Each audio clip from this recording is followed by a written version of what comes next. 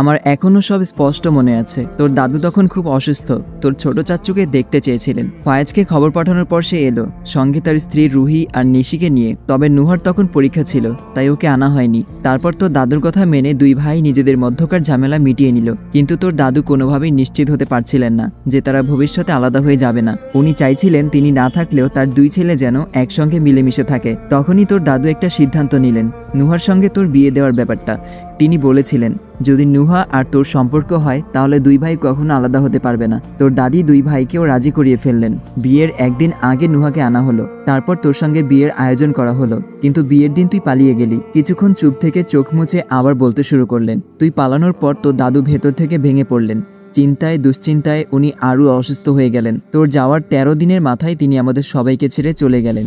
তবে আমার মনের ভেতর একটা শান্তি এই ভেবে লাগছিল, কারণ তিনি যাওয়ার আগে আমার দুই ছেলেকে এক ছাদের নিচে এনে দিয়েছিলেন। তোর চাচ্চুকে বোঝালাম এই বাড়িতে থাকার জন্য। ফায়েজ অবশেষে রাজিও হয়ে গেল। তোর চাচ্চুর অফিস অনেক দূরে ছিল, তাই উনি কাছাকাছি অফিস তৈরির ব্যবস্থা করতে শুরু করলেন। রুহি আর ফায়েজ দুজনেই সেই কাজ নিয়ে খুব ব্যস্ত ছিল। এই জন্য নিশি আর নুহাকে এই বাড়িতে রেখে গিয়েছিল। আফিয়ার চোখের কোণে জল চিকচিক করছিল। কিছুক্ষণ থেমে আবার বলল, তবে এই সময়টাতেই তোর মা নুহাকে একদম সহ্য করতে পারতো না। তার মনে হতো নুহার জন্যই তুই বাড়ি ছেড়ে চলে গেছিস। তোর বাবার সঙ্গে কথায় কথায় তর্ক করত, নুহাকে নানা অপমানজনক কথা বলতো। কিন্তু নুহা সে সবকিছু চুপচাপ সহ্য করত, কখনো কিছু মনে করত না, বরং সব কথা শুনে হাসি মুখে থাকতো। শান্তশিষ্ট হাসি খুশি নুহা আর একটু চঞ্চল। দিনগুলো ভালোই চলছিল, কিন্তু সবকিছু তছনছ করে দিল সেই দুর্বিষহ দিন, যেদিন তোর চাচ্চু আর চাচ্চি আম্মার অ্যাক্সিডেন্টের খবর পেলাম। দুর্ঘটনায় ওরা দুজনই চলে গেল। তোর চাচ্চু আর চাচ্চি আম্মার অ্যাক্সিডেন্টের খবরটা নুহা কিছুতেই মেনে নিতে পারছিল না। সে বিশ্বাসই করতে চাইছিল না এটা অ্যাক্সিডেন্ট। কেন জানি না বারবার বলেছিল তার বাবা মাকে খুন করা হয়েছে। তোর বাবা নুহার এই কথাগুলোকে অতটা গুরুত্ব দেয়নি, কিন্তু তারপর থেকে নুহা কেমন যেন বদলে গেল। সেই শান্তশিষ্ট ভদ্র হাসি খুশি মেয়েটা হঠাৎ একদম অন্যরকম হয়ে গেল। কথায় কথায় তর্ক করা, ছোটখাটো বিষয়ে রাগ করে চেঁচামেচি করা, আর সারাক্ষণ গম্ভীর মুখে ঘুরে বেড়ানো, এটাই যেন নুহার নতুন স্বভাব হয়ে গেল। বাড়ির কারো সঙ্গেই সে আর ভালোভাবে কথা বলে না। তোর মায়ের সঙ্গে তো কথায় কথায় ঝগড়া লেগে থাকে। তোর ফুফি আর তোর বাবার কথাও সে শোনার প্রয়োজন মনে করে না। এমনকি বাড়ির অন্য কেউ কিছু বললেও সে তেমন কোনো প্রতিক্রিয়া দেখায় না।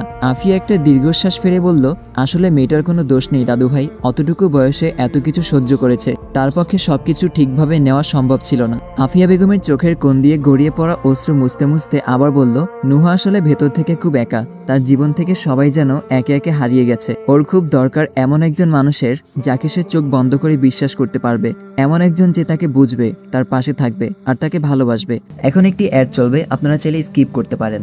ওয়ানেক্স হচ্ছে সবচেয়ে বিশ্বস্ত বুকমেকার, যা পিএসজি এবং সিরিয়া অ্যাপের অফিসিয়াল পার্টনার। খুব শীঘ্রই ইন্ডিয়ান প্রিমিয়ার লিগ শুরু হতে চলেছে এবং এটি সবচেয়ে বড় সুযোগ আপনার প্রিয় দলকে সমর্থন করার। এই অ্যাপে আপনি cricket, football, tennis live match দেখতে এবং তাদের স্কোর ভবিষ্যৎবাণী করে সহজে অর্থ উপার্জন করতে পারবেন। সেই সাথে বিএমডব্লিউ গাড়ি, আইফোন, ল্যাপটপ এবং আরো অনেক নগদ পুরস্কার জেতারও সুযোগ রয়েছে। এই অ্যাপটিতে আপনি crash, crystal, under and over 21 ইত্যাদি গেম খেলে সহজেই আয় করতে পারবেন। আপনি বিকাশ, নগদ, ব্যাংক, ক্রিপ্টো, পেপাল এবং অন্যান্য সহজ পদ্ধতির মাধ্যমে সহজেই আপনার জেতা টাকা তুলতে পারবেন। এখানে আপনি 24 ঘন্টা 7 দিন গ্রাহক সহায়তা পাবেন। তাই এখনই পিন কমেন্টের লিঙ্ক ব্যবহার করে রেজিস্ট্রেশন করুন অথবা গুগলে ওয়ানেক্স সার্চ করে রেজিস্ট্রেশন করুন। আর হ্যাঁ, রেজিস্ট্রেশনের সময় আমার প্রোমো কোড ওয়ানমারুফ ব্যবহার করে প্রথমবার ডিপোজিটে 20,000 টাকা পর্যন্ত জেতার সুযোগ পান।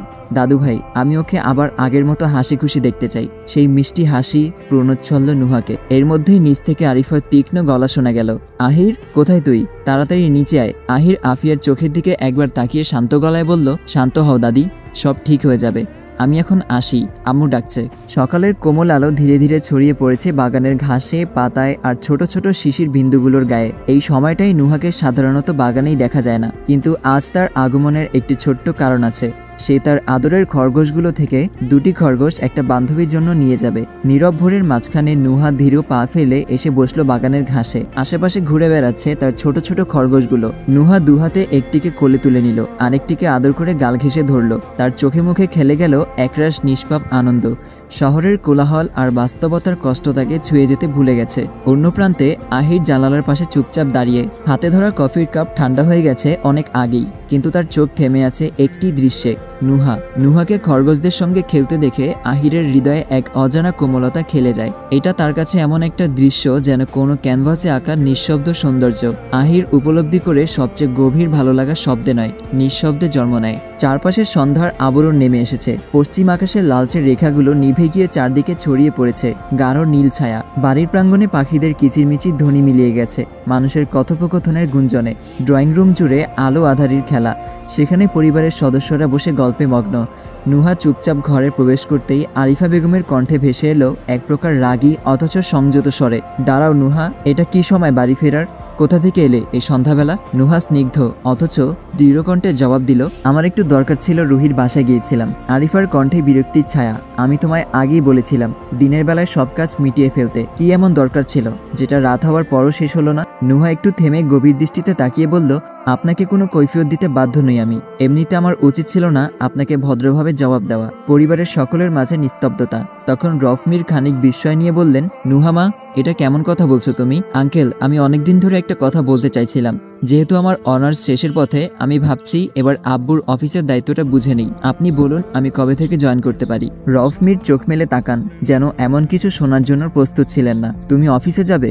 পাশ থেকে সেনাজ মীর হালকা হেসে বললেন, কেন ভাইজান, যেতে পারবে না কেন? ফায়েজ ভাইয়ের সবকিছু তো ওদের দুই বোনের নামে, দায়িত্ব নেওয়ার অধিকার তো ওদেরই। নুহা দৃঢ়স্বরে বলল, হ্যাঁ আঙ্কেল, আমি চাই না আপনি আর আমাদের জন্য কষ্ট করেন। এমনিতেই এই বাড়িতে আমাদের অনেক সময় বোঝা মনে করা হয়। যাই হোক, আমি দায়িত্ব নেওয়ার জন্য প্রস্তুত।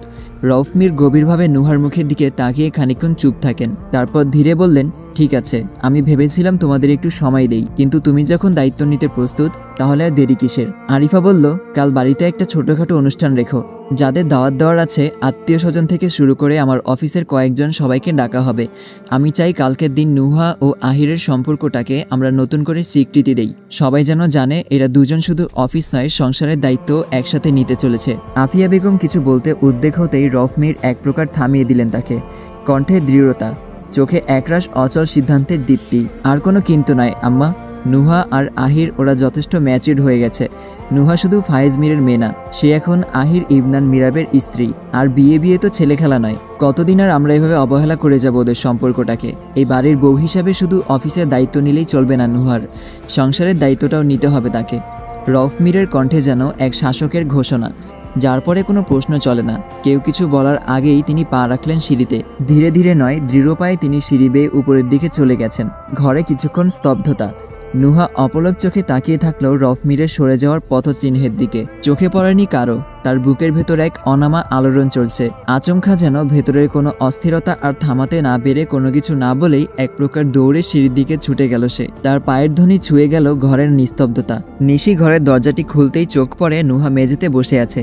তার চোখ দিয়ে নীরব এক জলের ধারা অবিরাম গড়িয়ে পড়ছে। পাশে নিঃশব্দে বসে রয়েছে তার বিড়াল শেরু, যার চোখেও যেন প্রতিফলিত হচ্ছে নুহার বেদনার প্রতিচ্ছবি। শেরু তাকিয়ে আছে নুহার দিকে নিঃশব্দে, সহানুভূতির এক অপার ভাষায়। নিশি ধীরে ধীরে এগিয়ে এসে বসল নুহার পাশে, কণ্ঠে উদ্বেগ আর ব্যথার মিশেল। আপু, তুমি কান্না করছো? তোমার তো প্রতিবাদ করা উচিত ছিল, সবার সামনে বলা উচিত ছিল তুমি এই বিয়ে মেনে নিচ্ছ না। তুমি তো এই সম্পর্কটা বাঁচাতে চাও না, তাই না? নিশি বলে যাচ্ছিল নিজের সব আবেগ দিয়ে। হঠাৎ নুহা তাকে শক্ত করে জড়িয়ে ধরল। সেই জড়ানোই ছিল ভাঙা আত্মার আর্তনাদ। কান্না যেন তখন আরো গাঢ়, আরো গভীর হয়ে উঠল। আমি জানি না নিশি, আমার ভেতরটা যেন একেবারে ফাঁকা। মনে হচ্ছে আমি হারিয়ে যাচ্ছি কোথাও, অসহায় লাগছে। আমি ঘৃণা করি এই বাড়িকে, এই মানুষগুলোকে। সবকিছু যেন আমার জীবনটা গিলে ফেলেছে। ঘৃণা করি ওই সময়টাকে, ঘৃণা করি সেই মানুষটাকে, যেদিন 6 বছর আগে শুরু হয়েছিল এই যন্ত্রণার অধ্যায়।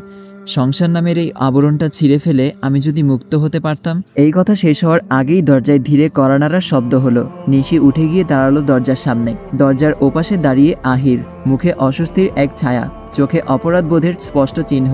আমি একটু নুহার সঙ্গে কথা বলতে চাই। নিশি আহিরের দিকে তাকালো, চোখে ঝলসে উঠল বিরক্তি। আপনি দয়া করে চলে যান, আমার আপু এখন আপনার সঙ্গে কথা বলতে চায় না। আহির কিছুক্ষণ নিশ্চুপ দাঁড়িয়ে রইল, তারপর দরজার ফাঁক দিয়ে এক ঝলক চোখে পড়ল নুহা মেঝেতে বসে আছে, বিধ্বস্ত নিঃশেষ। আহির নুহার দিকে তাকিয়ে বলল, নুহা, শুধু একবার আমার কথাটা শুনুন, আমি বেশিক্ষণ সময় নেব না। নিশি রাগে ফুঁসে উঠল, দেখুন। কিন্তু তার কথা শেষ হবার আগেই নুহা হঠাৎ বসা থেকে উঠে শান্ত অথচ দৃঢ় কণ্ঠে বলল, ওনাকে আসতে দে। নিশি থমকে গেল, বিস্মিত দৃষ্টিতে নুহার দিকে তাকিয়ে প্রশ্ন করল, আপু, তুমি? নুহার চোখে কোনো আবেগ নেই, তবু তার গলার স্বর যেন ঝড়ের পূর্বাভাস। নিশি অসন্তুষ্ট মুখে ধীরে ধীরে দরজার পাশ থেকে সরে দাঁড়ালো। আহির চুপচাপ ঘরে প্রবেশ করলো। কিছুক্ষণ নুহার দিকে তাকিয়ে রইল, যেন হাজার কথা গলার কাছে এসে আটকে যাচ্ছে। তারপর এক গভীর শ্বাস নিয়ে বলল, নিশি, তুমি একটু বাইরে যাও, আমি নুহার সঙ্গে একা একা কথা বলতে চাই। নিশি বলল, কেন? নুহা ঠান্ডা অথচ অনড় গলায় বলল, নিশি, বাইরে যা। নিশি আর কিছু বলল না, তার মুখে স্পষ্ট অনাগ্রহ। ভারী পায়ে ঘর ছেড়ে বেরিয়ে গেল সে। পায়ের শব্দ যেন ঘরের নিঃশব্দতাকে আরও গাঢ় করে তুলল। আহির কিছুক্ষণ নুহার দিকে চুপচাপ তাকিয়ে থাকলো, চোখের লজ্জা, অপরাধবোধ আর অনুচ্চারিত এক অক্ষমতা। গভীর শ্বাস নিল, যেন নিজেকে প্রস্তুত করলো কথার ভার বইবার জন্য। তারপর ধীরে ধীরে বললেন, নুহা, আমি জানি আপনি আমাকে পছন্দ করেন না, সেটাই স্বাভাবিক। যে মানুষ বাসরাতেই নিজের স্ত্রীকে ফেলে পালায়, তার প্রতি রাগ না হওয়াটাই বরং অস্বাভাবিক। আমি জানি এই 6টি বছর আপনার জন্য কতটা যন্ত্রণার ছিল। আপনি অনেক কিছু সহ্য করেছেন, আমি চাইলেও তা এখন আর বদলাতে পারবো না। আমি এখানে এসেছি আপনার সিদ্ধান্তকে সম্মান জানাতে। যদি আপনি এই সম্পর্কটিকে এগিয়ে নিতে না চান, তাহলে কেউ আপনাকে জোর করবে না, আমিও না। আমি শুধু ক্ষমা চাইতে এসেছি আপনার কাছে, আর আপনার জীবনের প্রতি মুহূর্তে আমার পরিবারের করা ভুলগুলোর জন্য। আমি চাই না আমার কারণে আপনি আর কষ্ট পান। আমি আর চাই না আপনার জীবনে আমার অস্তিত্ব হয়ে উঠুক যন্ত্রণার প্রতীক। আমিও চাই না এই বিকৃতি সম্পর্কটাকে টেনে নিয়ে যেতে। আমি জানি আপনি এই সম্পর্কটাকে কখনোই হয়তো মেনে নেননি, তবুও বাস্তবিকভাবে আমরা তো স্বামী স্ত্রী। তাই হঠাৎই নুহা কাপা অথচ কঠিন স্বরে আহিরকে থামিয়ে দিল। 1 মিনিট, আপনি কি বললেন? স্বামী স্ত্রী? নুহার চোখ যেন আগুনের মতো জ্বলে উঠল, ঠোঁট কাঁপছে রাগে আর গলায় স্পষ্ট ঘৃণার সুর। লজ্জা করছে না আপনার আমাকে নিজের স্ত্রী বলতে? আপনি এখানে এসেছেন কি জানার জন্য? আমি আপনাকে কতটা অপছন্দ করি সেটা? তাহলে শুনুন, আমি শুধু আপনাকে অপছন্দ করি না, আমি আপনাকে ঘৃণা করি, চরমভাবে ঘৃণা করি। আপনি জানেন আমি কি সহ্য করেছি? আপনার অনুপস্থিতি, মানুষের প্রশ্ন, সমাজের তীব্র দৃষ্টি, দিনের পর দিন অপমান আর অসম্মানে পুড়ে আমি নিজেকে বাঁচিয়ে রেখেছি। আপনি জানেন সেসব? আপনি জানেন একে একা কত রাত আমি কেঁদেছি? আপনার জন্য নয়, নিজের অস্তিত্ব রক্ষার জন্য। না, আপনি জানেন না, কারণ আপনি তো পালিয়ে গিয়েছিলেন। আসসালামু আলাইকুম। পরবর্তী পর্বটা আজ রাত 9টা বাজে পেয়ে যাবেন। বাই বাই, টেক কেয়ার, আল্লাহ হাফেজ।